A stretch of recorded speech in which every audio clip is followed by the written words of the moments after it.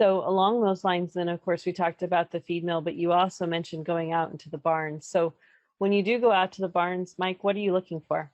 Well, again, as a nutritionist, I've got some particular things from a feed side that I'm wanting to see. Is again, I want to look at the diets that are in that site and see, do they do they meet the pass the smell test? Do they meet what you expect with your eyes, and in terms of particle size, in terms of color, in terms of all the things that you're expecting to see, and then you want to look at, are they being budgeted and delivered correctly? And sometimes the budget's a little hard to see in a farm setting, but you can talk through things with the people on the site also, and particularly in nurseries. This becomes really important in terms of watching how those deliveries get made, and whether they have the capability of budgeting the pigs the way that the diets were designed to be budgeted across that facility.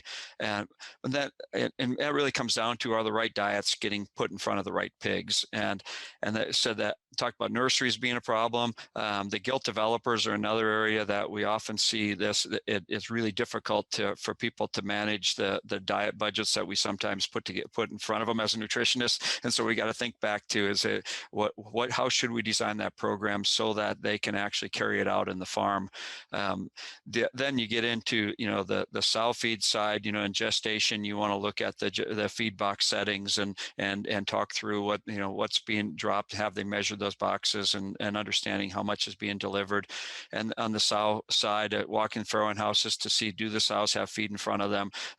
What's the feeding system there? Can they easily keep feed in front of the sows at all times while they're in lactation? And so just a few of the things about getting the right diets to the right pigs.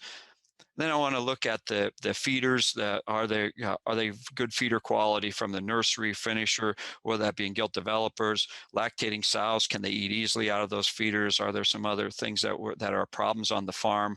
Are they adjusted correctly for each of those feeders in those different settings? There you can get a little bit of a picture of health status sometimes walking the farm, and understanding whether the pigs are whether there's issues there that somebody maybe didn't tell you about when you can't pick it up on a piece of paper.